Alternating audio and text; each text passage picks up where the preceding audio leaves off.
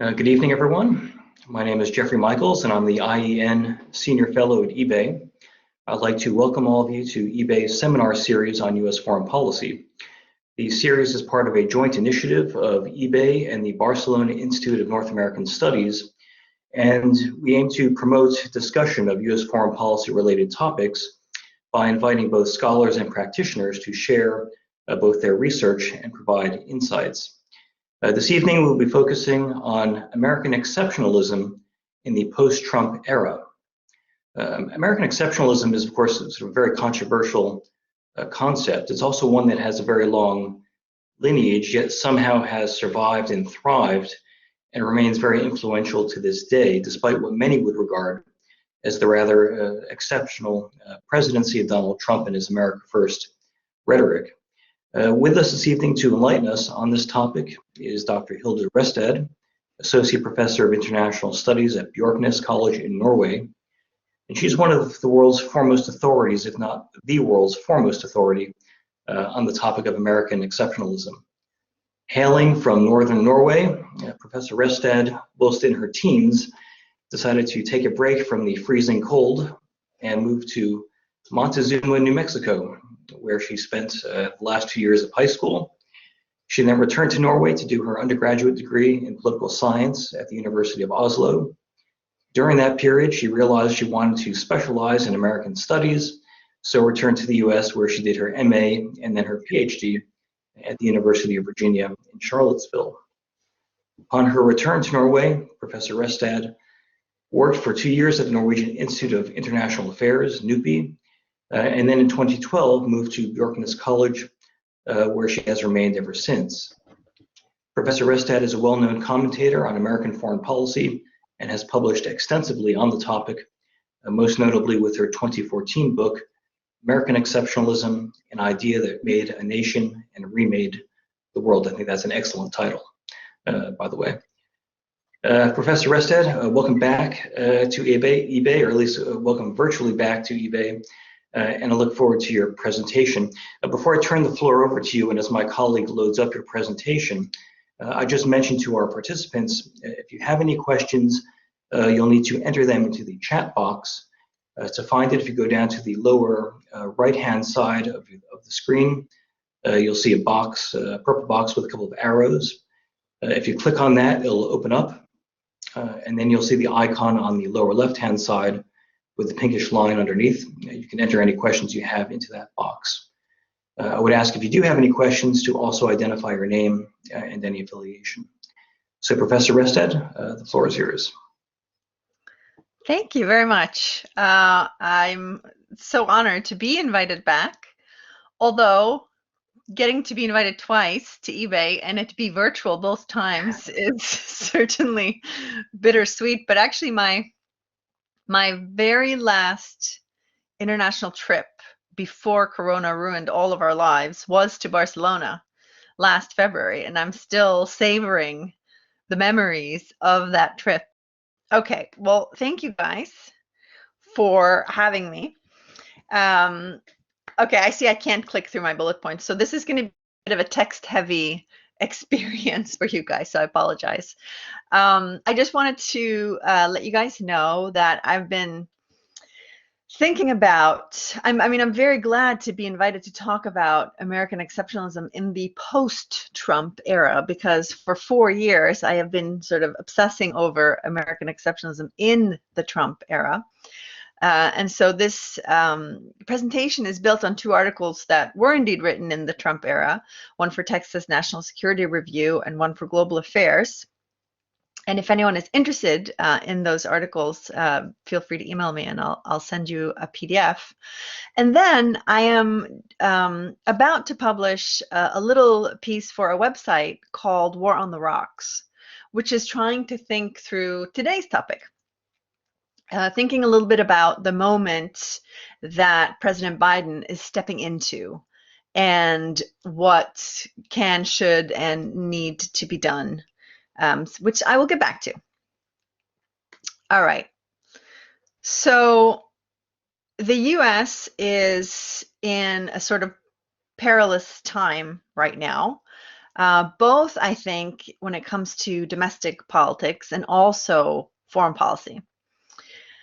And for those of you who study US foreign policy, you will know that sort of one of the things that characterized US foreign policy after World War II up until at some point in the recent past, one of its maybe strongest characteristics was that there wasn't all that much debate about the overarching US approach. There was actually kind of bipartisan agreement that the US should be a leader of this sort of system that it set up after World War II.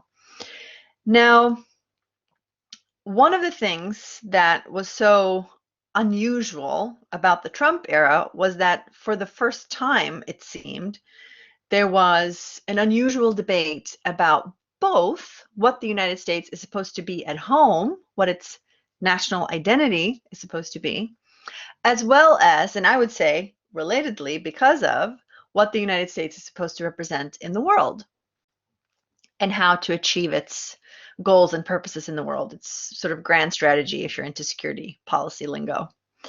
Now, what I want to sort of convey today is I believe that for the US, if it wants to be credible as not just a great power in international politics, but as a liberal great power, then that hinges on its promotion of liberal ideas, not just abroad, but also at home. So what I would call civic nationalism at home and liberal internationalism abroad. The Trump era was unusual because it did neither. It did not value liberal ideas at home, nor did it care about promoting liberal internationalism abroad. That, to me, and I do argue that in the articles that I pointed you towards earlier, signals the sort of definitive end of the post-World War II plus post-Cold War era in US foreign policy. But it's unclear what the new era should be, which is why President Biden now steps into a moment of not just historic challenges, but in fact, historic opportunities. Now, is this all just Trump related? No, it's not. And we're not going to spend this whole time talking about Donald Trump, although that often is what happens. Even though we're trying to move post, we always end up mired in the Trump quagmire. But this historic moment that the US is in, both for domestic and for foreign policy, is not because of Donald Trump. Donald Trump was a symptom of something that was already going on, which I'll get back to. Then he sort of became a cause. He became an accelerant. He made it worse, or he deepened the crisis. But he didn't start this current crisis that the US is in, which is why this is not a sort of transient, easy to fix moment in US history, and it's not bound to just one political figure. First of all, the piece that's coming out in War on the Rocks, hopefully this week, is titled "Burning City Upon a Hill," which is, of course, a play on the famous City Upon a Hill from John Winthrop, the Puritan pastor, and also something that President Ronald Reagan was fond of saying, referring to the US as a shining city on a hill. So I titled the piece "Burning City on a Hill" because the United States is kind of on fire for several reasons, but that's not new, right? The United States, if you really want to go back in history, has sort of always been in a kind of constant political crisis because it has not been able to live up to its own ideals, and there's been these periodic fights and battles over what the United States is supposed to be, both at home and abroad. But I do believe that many Americans and many foreigners were sort of viewing the American story as a progressive story, that it was moving forward. And I think for many people, the election of Barack Obama in 2008 as the first Black American president was seen as sort of proof that the American story was moving forward, that the US was somehow becoming more of like that city upon a hill, and less like a burning trash can fire. But the thing is, there have been plenty of signs of domestic crisis in the US. For those of you who study American parties and political behavior, you know that not just polarization, but asymmetrical polarization has been going on since the 1970s, with the Republican Party becoming more right-wing, steady, measured by how representatives and senators have been voting in Congress since the 70s, and that it's the Republican Party has been moving further to the right than the Democratic Party has been moving to the left. So it's an asymmetrical polarization, right? At the same time, it's not enough to only talk about asymmetrical polarization. I think something that the last 4 years have made very clear is that there's also an element of radicalization to the Republican Party, embracing not just radical right-wing ideology and figures, but extreme right-wing radical figures. And in terrorism research, there's or radicalization research, there's a sort of a little bit of a differentiation between, so radical right-wing means you have a radical idea or ideology. Extreme right means you use political violence. And we've seen both of these kinds of groups being included in the Republican Party in the era of Trump. Along with this, you had, if you were invested in the American story as a progressive story, you had a real setback in 2013 when Supreme Court struck down parts of the Voting Rights Act, which was the sort of one of the most important achievements of the civil rights era, in a Supreme Court decision called Shelby County v. Holder, which made it easier for those who want to, which has turned out to be mostly the Republican Party, to make it harder for certain groups of voters to in fact be able to exercise their right to vote. And of course in 2017, and this didn't really have anything to do with Trump, the US ranking in the Economist Intelligence Unit went from full democracy to flawed democracy. So Trump is not the cause of the current crisis, but he was probably possible because there already was a crisis. So that was at home. Abroad, of course, US foreign policy has been in flux for a while. And actually sometimes there's a discussion that shows up on Twitter among the political scientists and historians I follow, but who was the worst president when it comes to US foreign policy? Was it Donald Trump, or was it in fact George W. Bush? What has been more damaging to US grand strategy? Has it been America First, or has it been the war on terror and their subsequent forever wars, which will have a 20-year anniversary this year? Now, no matter how you fall down on that question, there's an argument to be made for the financial and the psychological toll of this war on terror, which did not in the end work out so well, contributing to partly the financial crisis, or making it the financial crisis harder for the United States, and sort of compounding the toll on the US that was already there. So already in the wake of the Bush years, there was a debate about US foreign policy that was taking place, because clearly there was quite a big difference between the sort of aggressive primacy that you saw from the Bush administration versus what one could imagine that a Democratic president would have done instead.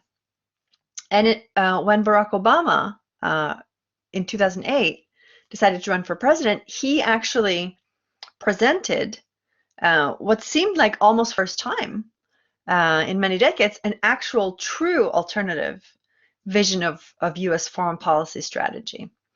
And I would argue one of the things that actually made him attractive in the nomination battle in 2008 was the fact that he was able to credibly attack Hillary Clinton from the left on foreign policy and to provide an actual alternative, not just parrot that typical bipartisan sort of consensus view on U.S. foreign policy that had been so dominant in the U.S.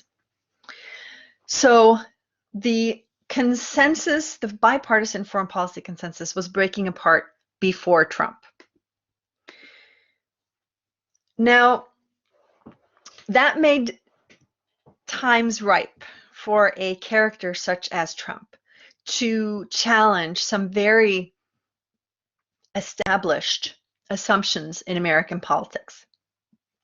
He represented, I would argue, a kind of competing approach to U.S. foreign policy that the U.S. had not actually seen since 1940, because he chose this America First name, which was the name of a lobbying committee that lobbied against U.S. entry into World War II.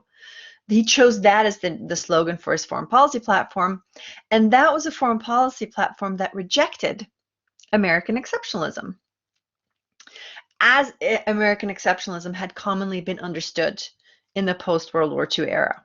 And I'm going to get back to that. And so for the rest of the presentation, I'm going to look at what is American exceptionalism, what are these national narratives I'm talking about, how do they relate to his foreign policy, and then I'm going to finish by discussing what Biden can do. But I see now that I'm taking too much time, so I might skip some definitions and some things, and then you can ask me about them afterwards. All right. So first of all, what am I talking about here when I talk about American exceptionalism or American identities? So I'm talking about national narratives, stories about what kind of nation the U.S. is, what does it stand for, who are the real Americans. Now, American exceptionalism is a term that is used and abused. I would argue that it is most helpful to think of it as not a set of facts, but a set of ideas about what the U.S. stands for and represents and what it's supposed to be in world history. In that sense, one can, and I do this in my article for Global Affairs, use American exceptionalism as a stand-in for a kind of American civic nationalism, meaning a nationalism based on certain ideas and ideals that you can find in the Constitution, in the Bill of Rights, in the so-called, the second founding, i.e. the Civil War and the Reconstruction Amendments. What is the United States supposed to be? Who is it supposed to be for? Who get to be Americans? This is a kind of nationalism that is not a blood and soil kind of nationalism, as was common in Europe. But it still had, and it still has, connotations of superiority, because inherent in this idea of American exceptionalism is that it was founded as something exceptional, and in fact, specifically superior to the old, so-called old world, in that it was the first modern republic with these Enlightenment institutions and ideas and ideals. It was, the city on a hill, and so it was sort of Europe 2.0. It was a better version of Europe. It was going to be better at home, and it was going to be better abroad. Now, the foil for this, the competing national narrative, is what we're used to in Europe. Ethnic nationalism based on skin color, religion.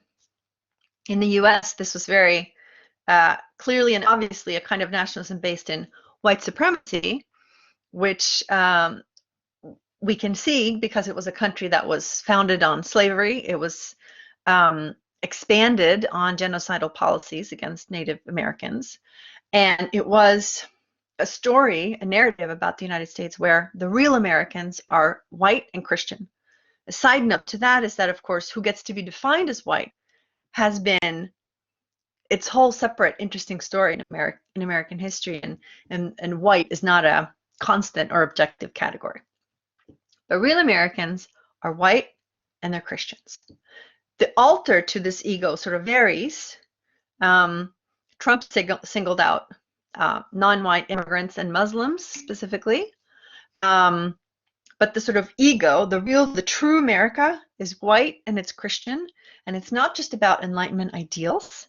It is also about other things like the Christian religion that is important to American identity.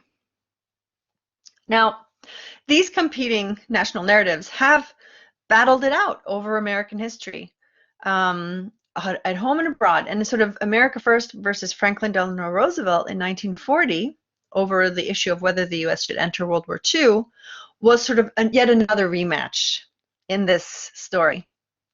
Should the United States stay out of World War II because the white race was not under threat, as was the argument of the America First Committee, as stated by Charles Lindbergh, one of their most famous spokesmen? Or should the United States enter into this fight for higher ideals, for religious, political, civic freedoms? We know, of course, that America First lost that argument. And because it was sort of so wrong about history, it was really relegated to the ash heap of history in the post-World War II era. And America First was not a motto or slogan that I think anyone used except for the Ku Klux Klan for a long time. So when Trump reactivated that in 2016, he basically sort of revived the old competitor to what had been thought to be the now dominant national narrative of sort of America being exceptional because of ideas and ideals, and therefore having a special role to play in international politics. And he contested that. He contested the national narrative, and he contested the foreign policy narrative. So, briefly, just to restate, I think it's important to just note how big of a break this was with the modern tradition in US foreign policy, because both in the Cold War era and in the post-Cold War era, there was a sort of strong consensus that built between the foreign policy elites in the two parties, that they agreed that the United States should be the leader of the free world, which is a sort of ridiculous concept, but they still use that term, embarrassingly, because that refers to the communist era. Anyway, so bipartisan consensus, the US should be the leader of the free world because of, among other things, that there's something special about the United States, that somehow we are the carriers of this Enlightenment heritage in modern world history, and we are a different, an exceptional kind of great power. So you had this, and this is sort of why Barack Obama in 2008 was significant, because up until that point, as evidenced by his critique of Hillary Clinton's vote for the Iraq War as a senator, you know, the liberal internationalists in the Democratic Party and the neoconservatives in the Republican Party they really were on the same page when it came to the big picture issues of the US role in the world.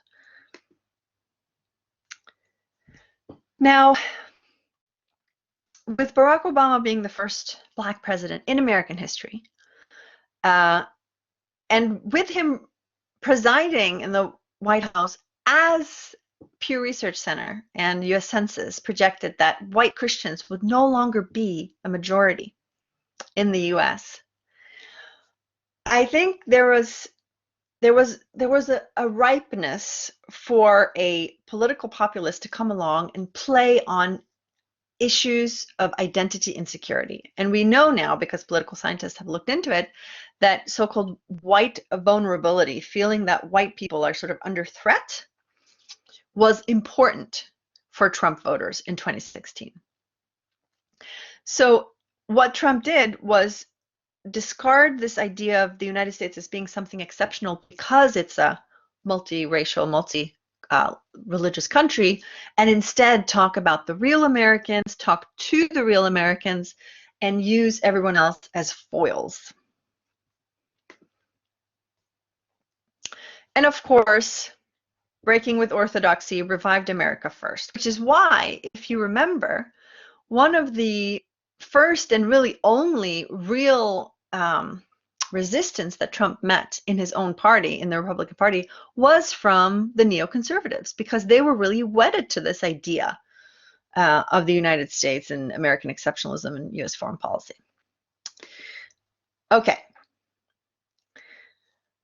So, to sum up, America First promoted a vision of the United States as no longer a sort of ideational or liberal great power. Instead, it was a country defined by ethnic nationalism at home and protectionism, transactionalism abroad.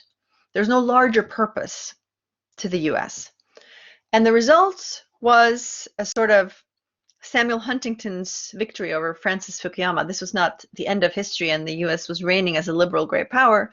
This was a white Christian country fighting other civilizations, especially the Chinese civilization and the Muslim civilization. If you guys have read Samuel Huntington, you'll recognize these terms. Okay, and we need to move past Trump here. Okay, here we go. So, out of this, or into this so-called uncivil war, steps Joe Biden. Now, over the last few years, as Biden has been running for president, we have all witnessed the sort of consequences of Trump's America at home and abroad. And we have witnessed acts of political violence from the radical right and the extreme right. And every time, Biden has always said, this is not who we are. But how, isn't it though? If you keep seeing it, and as Trump managed to win more votes in 2020 than he won in 2016, how is it really smart or realistic or helpful to argue that this narrative, this tradition, this identity isn't in fact an important part of the American body politic? Now, I think Biden is either terribly unfit or the perfect person to step into this, what he called uncivil war, which I'm trying to think through this idea that the United States might be entering its fourth founding or third reconstruction right now. If the first founding was the founding, the second founding was the Civil War with the Reconstruction. The third founding was the Civil Rights era, or the second Reconstruction, however you want to see it. We might now be seeing the third Reconstruction or the fourth founding in terms of renegotiating who are the real Americans, who are supposed to have rights, and what are we supposed to represent in the world. Now, one way of looking at Biden's role here is that he might not be the man for this moment, because he has been, this whole time, he's been displaying this sort of naive faith in the sort of cliche version of American exceptionalism. We're better than this. This is not who we are. We're a special country. If that's the strategy he chooses, he will fail, I think, to be of any lasting impact. And he will not take good enough advantage of what is a historic moment of opportunity. Because he is simply that simply entails trying to rewind the tape 4 years and hope people forget that Trump was president. But of course, that doesn't fix anything. Papering over this very deep political crisis is not going to do anything and risks another crisis erupting down the road around the next election, for example. But also, or on the other hand, Biden's sort of old-fashioned optimism on behalf of his country, if coupled with just a tad of realism, might also be helpful in this moment after 4 years of tragedy, of lies, of the American president sort of relentlessly attacking his own citizens, but also everyone else in the world, it's helpful to have a president who is trying to gather what is salvageable, what is positive, what is worth saving about the United States. And I'm wondering if Biden himself is undergoing a sort of almost education very late in his life, because as I mentioned, as a candidate, every time something terrible happened, Biden would say, this is not who we are. But of course, events on the ground would show that this is what the United States is right now, because right-wing extreme violence is endemic. But then in his inaugural, I don't know if you guys paid attention to it, and I'm sorry for the long text, but I thought it was worth actually citing in length, because and this was the first time I had noticed that Biden actually acknowledged the competing narrative, the competing tradition, the competing definition of the United States, when he said, so we can make America once again the leading force for good in the world. I know speaking of unity can sound to some like a foolish fantasy. I know the forces that divide us are deep and they are real, but I also know that they are not new.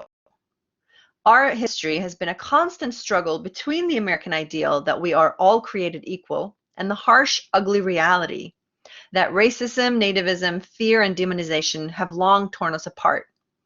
The battle is perennial. Victory is never assured. Through the Civil War, the Great Depression, World War, 9/11, through struggle, sacrifice, and setbacks, our better angels have always prevailed.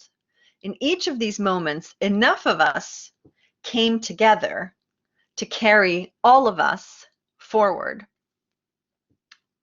What I thought was notable about that was that he moved from the "this isn't who we are" cliche version of American exceptionalism to actually we've always been in this battle between these competing definitions of what is the United States and who are the real Americans and who get to be the real Americans and what does that mean for our role in the world. And he both negates the progressive view of American history when he says that this is a constant struggle, that victory is never assured. But then then of course the end of the quote is, but we always come together, we always prevail, enough of us come together, and it carries us forward.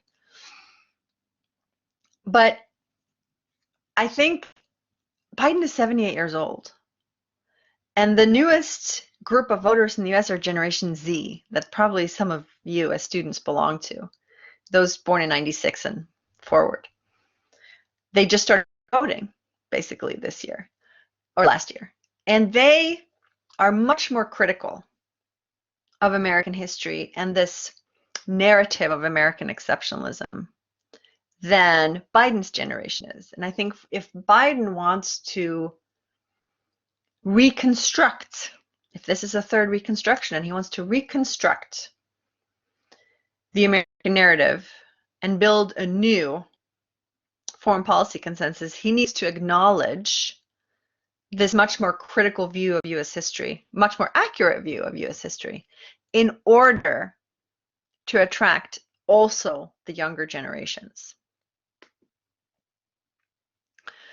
And I think that is the historic opportunity that I mentioned at the beginning. I think because you can't go back to what was before Trump, because the foreign policy consensus was already being torn apart.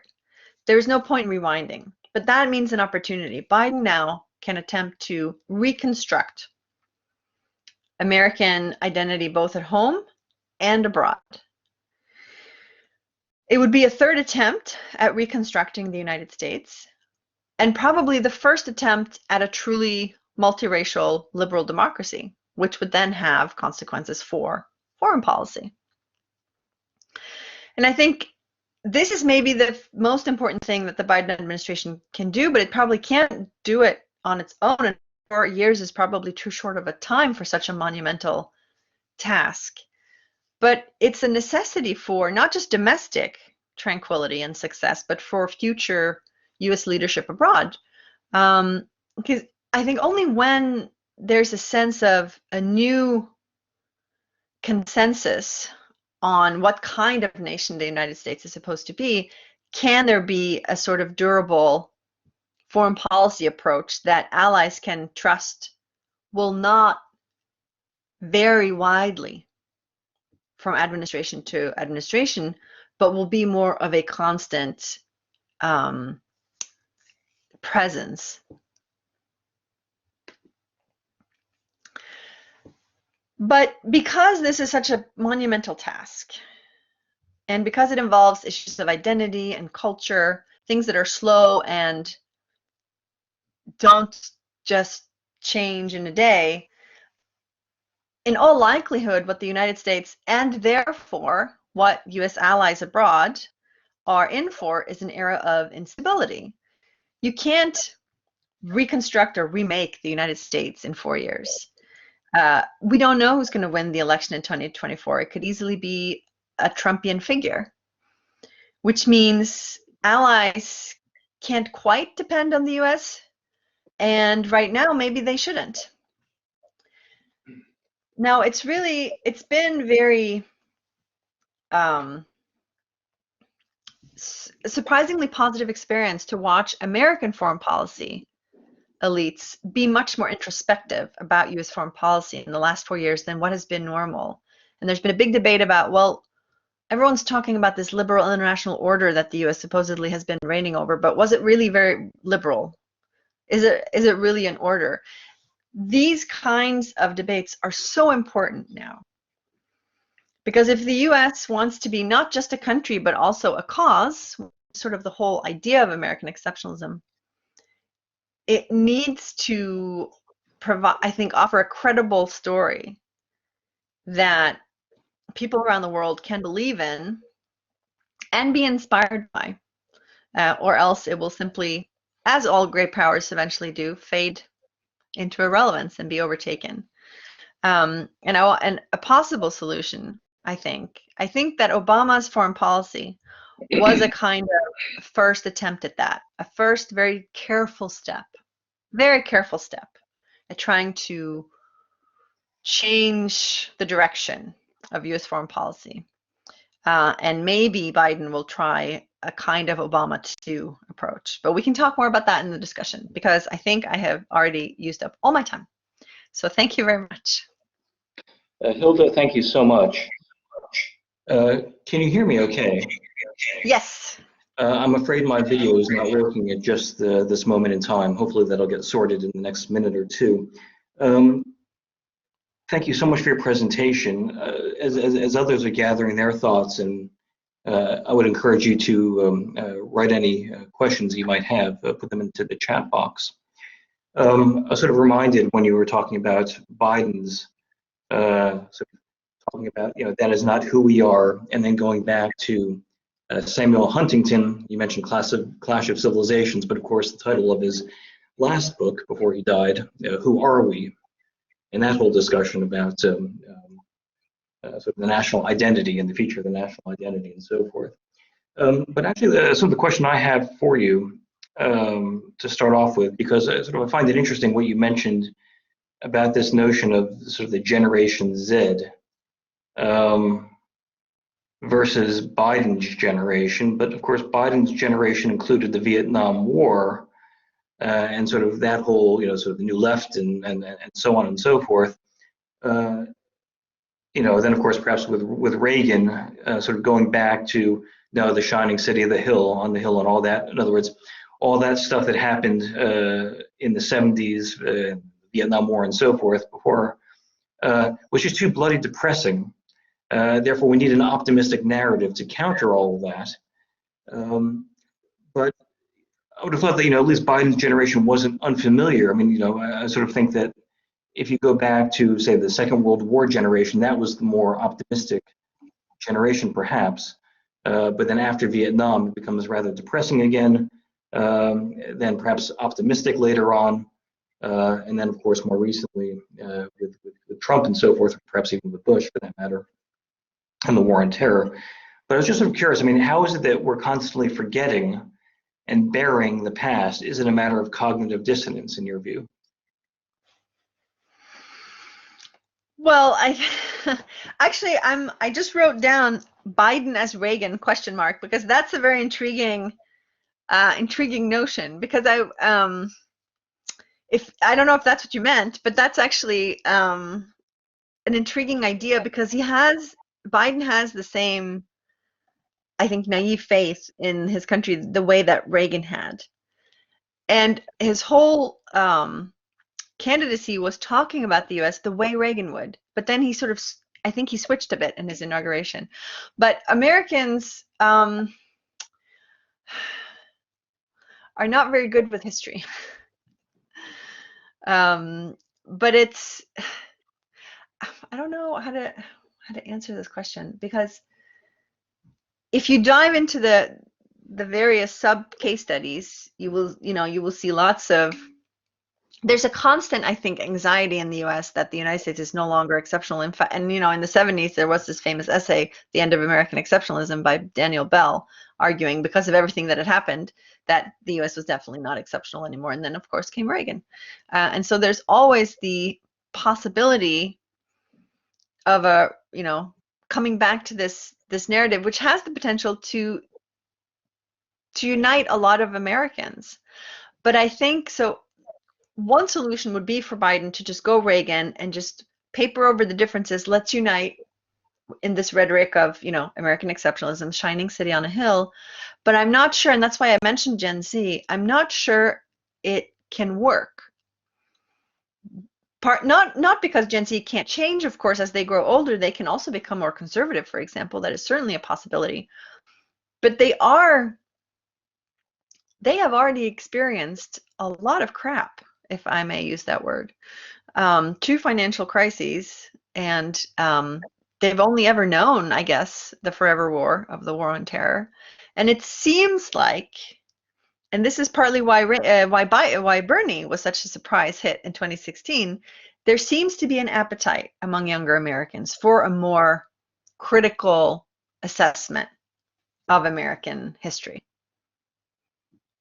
But I'm sure there are lots of Americans in the seminar that can tell me that I'm wrong.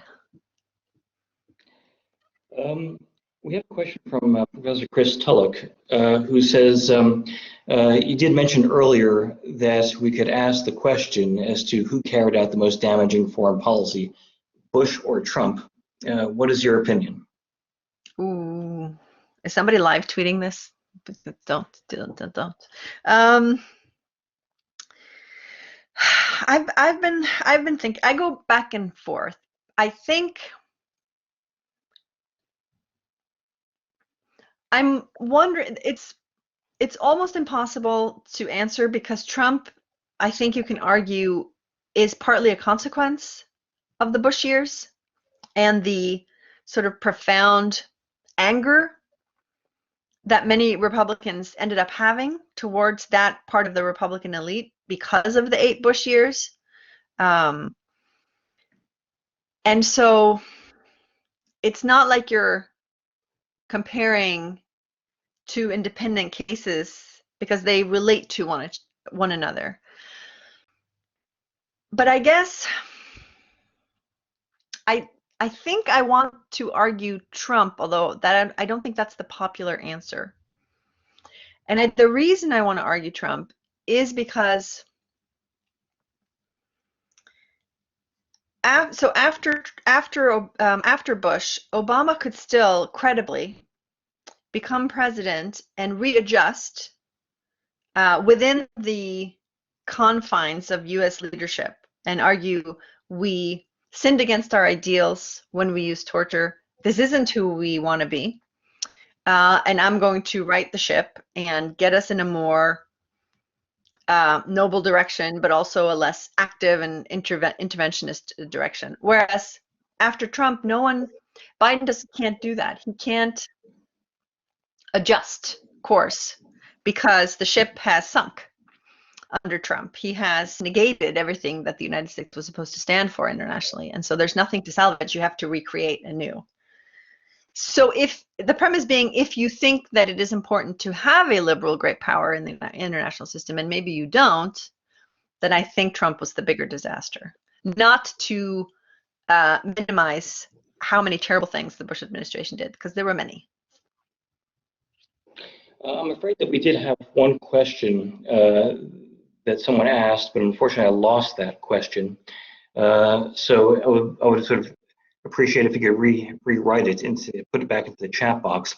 While you do, so I'm just curious. I mean, in terms of this idea of American exceptionalism, and looking for evidence of this in U.S. foreign policy. I mean, sort of looking beyond sort of the political speeches and the political rhetoric. Do you find the sort of language in the discourse, the internal discourse of officials, I mean, compared to, say, sort of the language of power or something like this? Right. So this is where it gets complicated, because when I talk about American exceptionalism, I'm sort of talking about a story that Americans tell themselves about themselves. I'm not talking about objective facts. So when I'm talking about American exceptionalism in U.S. foreign policy, I don't mean that the U.S. is better than anyone. I just mean that it is a kind of narrative about what role the U.S. should play in the world because of the nation they think that they are. And I do find in my research that that is a narrative that a lot of American policymakers believe, sincerely believe. Some don't, and I think Obama was partly maybe the first president since World War II who had a more distanced relationship to this whole story of American exceptionalism, was a little bit more critical of it, which was quite unusual. But what I find is that it has been a very important and dominant identity among American policymakers. And I think that is why you saw the only Republicans really who took any sort of public distancing of Trump was the old neoconservatives and sort of Republican national security officials who were sort of steeped in this story and believed that the U.S. was something bigger on the world scene than just a great power with the dollar and the bases. So yeah. Let's see. I have a question from Emma Hall from Warwick. She says she arrived a little bit late, so we might have mentioned this already, but you mentioned that younger Americans are moving away from American exceptionalism as seen in polling. Do you think there is a benefit in reinforcing that belief among young Americans, or that it is time to find a new narrative? So I actually think that you don't. So American exceptionalism, it is a maddening thing to research, because for every person that uses the term, there's a new definition. If you define it as the United States somehow being superior to or normatively better than other countries, I don't think that's worth salvaging, because it's patently not true.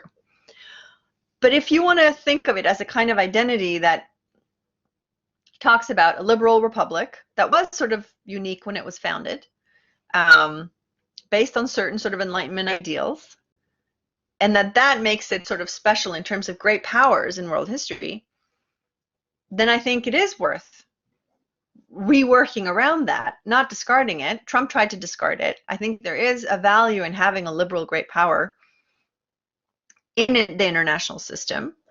I know that for European countries, it's extremely frustrating to have to listen to American rhetoric on American exceptionalism. But it's not, our options are limited. And if we have to choose between authoritarian Russia or whatever it is that China is and the US, I think I know what we would choose, despite the annoying rhetoric. We also have a question from Mateus Lopez, and sorry for losing your question earlier. He asks, is it possible that Trump embraced the ethnic nationalism narrative to gather support from white supremacists and ultra-conservative groups rather than for being an active defender of these ideas? So that's one of the sort of question I get the most from in Norway is, Trump and the Republicans, do they really believe it, or are they just doing it for re-election purposes? And at a certain point, you kind of have to answer, what's the difference? Because the consequences are the same. We can never know what Trump really was thinking or feeling, although he seemed quite open about his thoughts and feelings on Twitter. But I'm not sure that it matters, because the consequences seem to be the same, is where I've landed after 4 years. One thing I'm curious about, which we didn't really get too much into, we sort of went back to 1940, but I'm a bit curious about the Cold War and the impact of the Cold War on this rhetoric and this discourse of exceptionalism, especially when you get to the Eisenhower period, and you talked about the free world and that reference. But this idea of America having to sell itself to the world as something different from Soviet communism or international communism, or however you wanted to define it. I was sort of curious, on the one hand, sort of how those two things go together. As sort of part of we're better than they are, and of course there's sort of the cultural diplomacy and all the rest of it that perhaps goes along with that to some extent. But I'm also curious in terms of how this message was received abroad, and actually, when I think about the origins of American studies, for example, especially in Europe, early 1950s, especially being a very sort of important period of time, even here in Spain. Sort of how this idea sold, or at least was received, and you talked about sort of the place of America in world history, and so on. So I was sort of just curious, on the one hand, how the U.S. was selling it on the one hand, and how it was received on the other.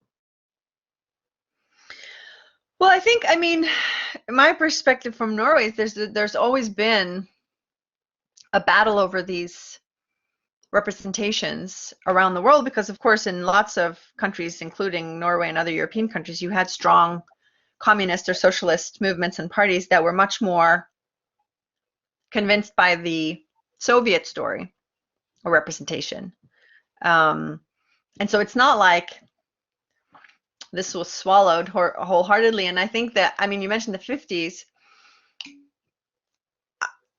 Imagine when you were, so in the US, you had segregation, you had Jim Crow, you had violent voter suppression. At the same time, the US is selling itself as the leader of the free world. It's so the whole way the US has had some very large holes in its story. And I think part of the things that have sort of salvaged this whole selling point on behalf of the US is that they've just been faced with adversaries that are worse than they are. So comparatively, they have looked better, but it's not like they've been all that good. And so it's been a choice of lesser evils, I would argue. And depending on where you are in the world, it's going to look different, of course. And for some, the US was the greater evil, of course. Yes, I'm also reminded for some reason of Jeane Kirkpatrick and that whole issue about supporting authoritarian leaders versus totalitarian ones, or something to that effect. Yeah, that was a great excuse. Yes, exactly.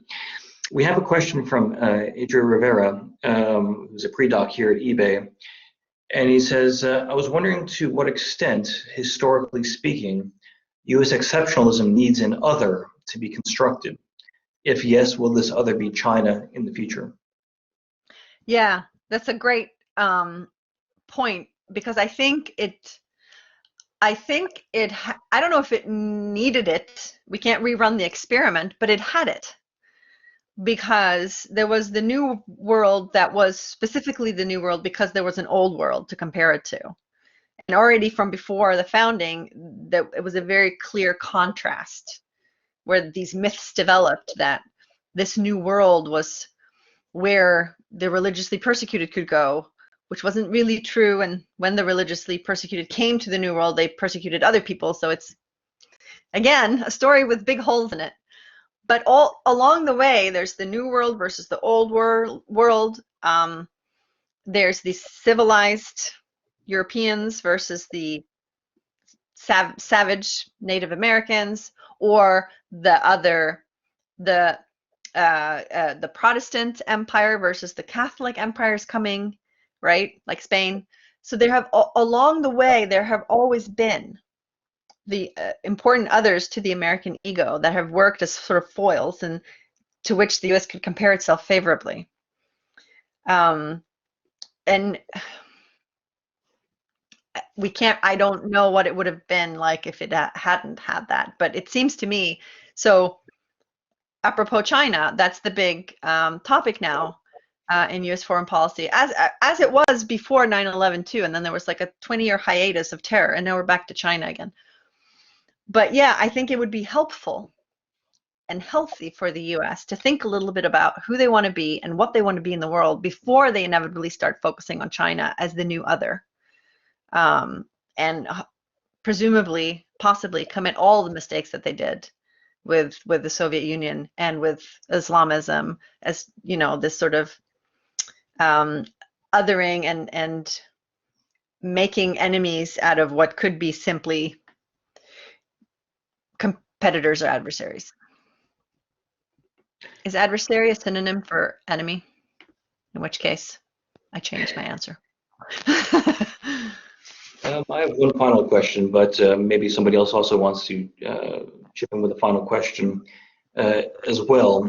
But one thing that sort of strikes me about this topic, when I look to see how it's sort of used by, on a day-to-day basis by U.S. officials, U.S. politicians, and so on, I'm sort of reminded of a book that came out, I believe, in the early 70s, maybe it was the late 60s, called Roots of War by Richard Barnett. And in this book, he talks about this idea of the operational code of the national security managers, talking about the people who were actually running the Vietnam War. But basically, his argument was that if you were to say anything really critical in those sort of higher councils of power about, this war is immoral or something like this, then you wouldn't survive very long. I'm wondering if there's some sort of similar phenomenon in the work, basically that to be a high level official or even a politician, with Trump perhaps excluded from that, at least for most officials, you sort of have to believe in this ideology if you're going to rise to that level and stay at that level.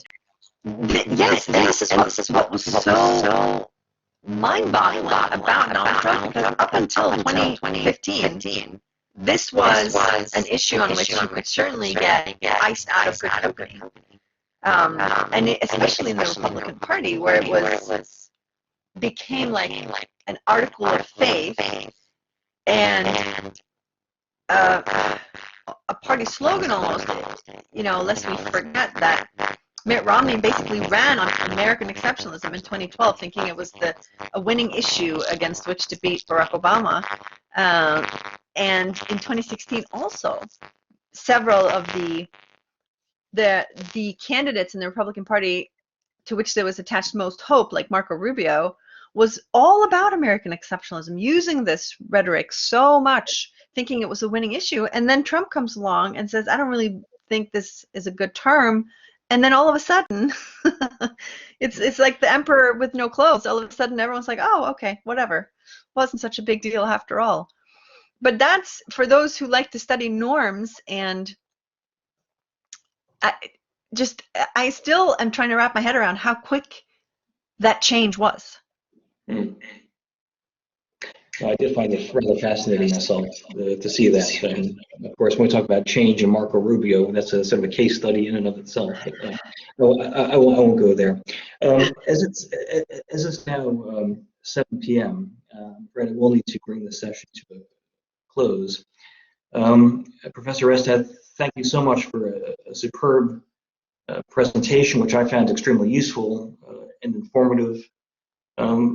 particularly in demonstrating how this sort of idea of American exceptionalism has been adapted over the years, how the Biden administration's foreign policy is now having to engage with the issue, and so on. So Professor Restad, thank you very much indeed. And I look forward to inviting you back to Barcelona in person, hopefully not virtually. In person. In person. So before leaving, I would like to briefly remind all the participants that the next session in this series will take place in 2 weeks on the 2nd of March. Professor Stuart Schrader from Johns Hopkins University will be speaking on the global policeman, past, present, and future. So perhaps something of a foil to the American exceptionalism argument. So I look forward to seeing you then and wishing you all a pleasant evening. Thanks Again.